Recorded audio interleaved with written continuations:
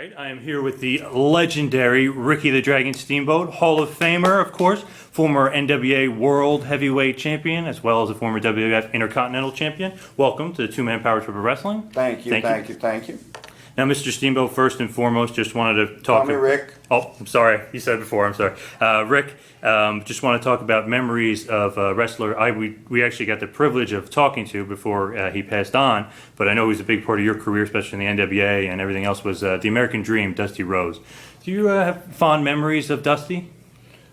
I have mixed memories with Dusty. Part of it being business, and then part of it being... the business part is when I was actively wrestling and he was actively wrestling, and then later on when we were both coaching and teaching at the WWE school for the up-and-coming wrestlers at the wrestling camp. Understanding the business part of it, he was doing a job in which he had to do, and that at the time, and that was in the Carolinas. I'm going to say back in 1984, in which the phrase that I will use in our business, he was the booker, which is like the matchmaker.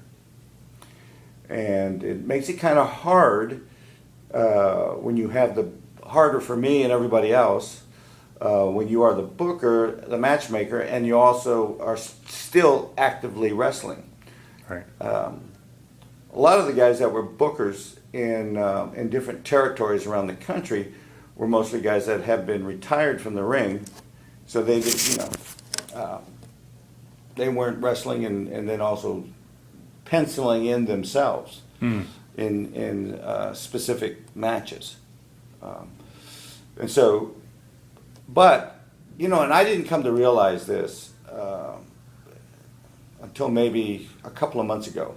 And the only reason why is because the subject of Dusty Rhodes came up again. And I think it was the very next day that he passed. And I was in the Carolinas, and Dusty was the new booker in the Carolinas, and Dusty was wrestling he's always like a good guy. And I've always been a good guy, which is a baby face, if you've ever heard the phrase. Yes, of course. Yeah. And the way things that he was writing, me being one of the top babyface in the Carolinas and having a ton of matches against Ric Flair, in the sense, and it's just being smart business, using me in a way, and then him coming in, and whoever I couldn't beat, he would beat. I see what you mean, yeah. So the fans in the Carolinas would say, God, Ricky couldn't beat him, but Dusty could, so God, Dusty's much better, or is better. And it sort of left a bad taste in my mouth, and that was one of the reasons why I left the Carolinas. And at that time, I went to when it was the WWF, right? And Vince McMahon Jr. and George Scott, who was the booker. There's that word again, and welcomed me to come to the WWF, in which at that time my career jumped and went to another level. And here it is. Almost 30 years later, that I realized that because of the situation in the Carolinas back in 1984 and 1985, which caused me to leave, I gave my notice and left. And then my career took another big bump up. And I look back and I said, Dusty, I got to really thank you. Right. Yep. I got to really thank you for that. Definitely. And it wasn't until just a couple weeks ago, day after you passed it, it dawned on me. A little slow thinking, I guess. Yeah, it took you a little bit. Yeah. But, yep. But another guy who obviously you met in the 70s, but you wrestled in the 80s, even wrestled in the 90s, the greatest feud wrestling-wise of all time, best chemistry, just amazing matches. I mean, you could literally count how many 5-star matches you guys had. Dave Meltzer, 5-star matches.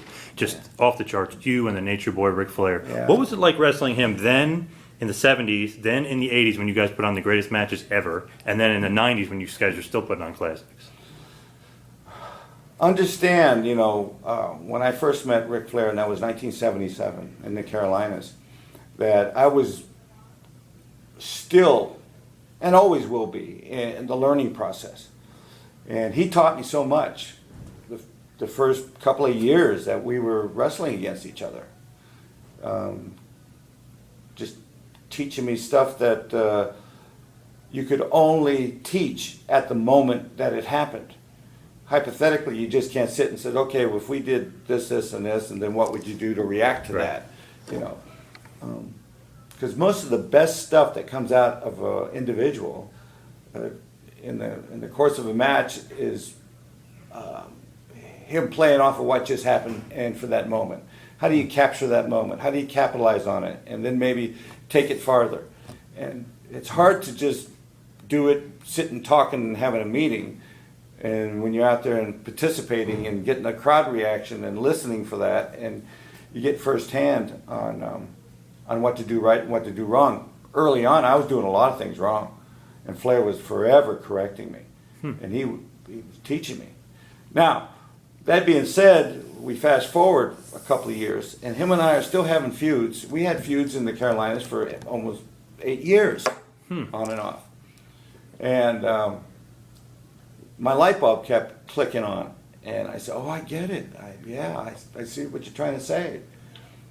And that was when the chemistry really started to flow. He wasn't teaching me to think so much of what he would do. Is think, what would Ricky do? What would Ricky Steamboat do? Because I can't do what he does, because then you're wrestling a clone, you know. Right. And we need to make this opposites. So even though that he was trying to teach me and describe it to me, I had to put it in a way that I think would make it work for Steamboat. And then I found the way. And so if it wasn't for him, early in my career, of taking the time to, I guess, you know, mentor is the correct word for him, and teaching me. And then finally we could gel, and we wrestled each other so many times that I didn't even have to, we knew exactly what was going to happen at the moment. He would do something in the ring, boom, and I would know what to do to follow it up, and then he would know what to do to follow that up, and then I would follow up what he just did. And it would just keep bouncing back and forth. And guys in the locker room would come back to us after the match and say, "How do you guys keep that one moment and stretch it out, and it just keeps rolling?" You know. Yeah, it's funny. It's the nature boy against the family man. It's like Yeah. two polar opposites. Right. Somehow come together. The greatest chemistry ever. Chi-Town Rumble, 89 is awesome. Wrestle War 89, probably the greatest match of all time. I don't even think there could be an argument. Maybe there could be, maybe on your end, not from mine. Clash of the Champions 6, awesome match. And then even in 1994, one of my favorite matches, which I think almost is underrated, is Spring Stampede 94. Yeah. You and him go at it again. Just amazing stuff. How does that chemistry just come together? Is it just you guys click? I mean, he chops you, you chop back. It's just fire in the ring. It's unbelievable. Well, you said it. You know, it's like Joe Frazier and Muhammad Ali. You know. I could give you examples. I just can't think of any on the top of my head. But you know, guys that played tennis, McEnroe and Connors. You know, they clicked. You know, even though that they were total opposites. Yeah, just like you and Rick. Yep. Yeah. So, I don't think it comes along that often. You know, but when it does, it really stands out. And I'll also understand that I don't think I worked with any one guy more times throughout my career than Nature Boy Ric Flair. I had some great matches with Randy Savage. Yes. WrestleMania 3. That to me has got to rank right up there in the top 3, you know, and the others being with Flair. But we really didn't work with each other that much, you know. And who's to say that if Savage and I had a long run of 2, 3, 4 years of bouncing back and forth with each other, what we could have done. You know, that was just a 6-month, you know, space and time between the two of us. You know, from the time he dropped the bell in my throat until the time we had WrestleMania 3, and then we had some returns after that. It was just a 6-month period. Yeah, definitely. Now, I was actually going to mention another awesome wrestler that it was kind of an underrated feud. You and WCW had an awesome feud with Ravishing Brick Rude. Yeah. Another guy. It was just, boom, chemistry. You guys clicked. Right. Forget who. We actually interviewed somebody recently. I want to say, I don't know if it was Joe Malenko or not, but somebody was saying that you versus Rick Rude is some of his favorite matches ever. You know, I learned early on in my career, being a babyface, that to get the best out of the other guy is that I would try to adapt to the things that he does, his style, as instead of trying to make him work my style. Right. And when I learned that early on, and also learning how to sell, and not die in a match, and one of the biggest things that I've used this phrase a lot is, I could be out there working with Ric Flair, and there's many times we do 1 hour draws, the 1 hour Broadways, and people were saying, how in the world can Ricky Steamboat keep selling? And I'm selling for 30 minutes. But in the back of everybody watching, they're thinking this, and that is, you can't count him out. He's still in the fight. Now that, to me, is the most important part of being able to tell a story and sell for that length of time, is to keep the fans anticipating, when am I going to turn this thing around? But never losing, faith in me or hope. And say, oh, Flair, why don't you just go ahead and beat him? I don't think that thought ever crossed their mind, because they would always, and they tell me this afterwards, the fans do. He said, God, you were out there forever hanging on, but I knew that you could turn it around. I never lost faith in you. That was the big secret on being able to hold the fans and keep them interested in the match. Definitely. Yeah, I could see that. Now, you and Rick Rude, was that somewhat a little bit of an opposite personalities too? Yeah, well, he was always, he was almost like a womanizer, But, Ravishing Rick Rude has his own style and his own way.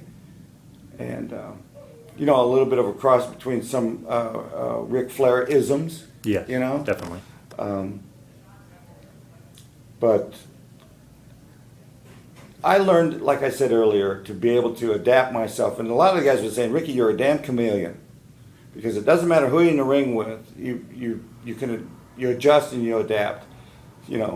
It'd be different than, and I've had some great matches with, let me throw one out there, Blackjack Mulligan, 6'8", 340 pounds.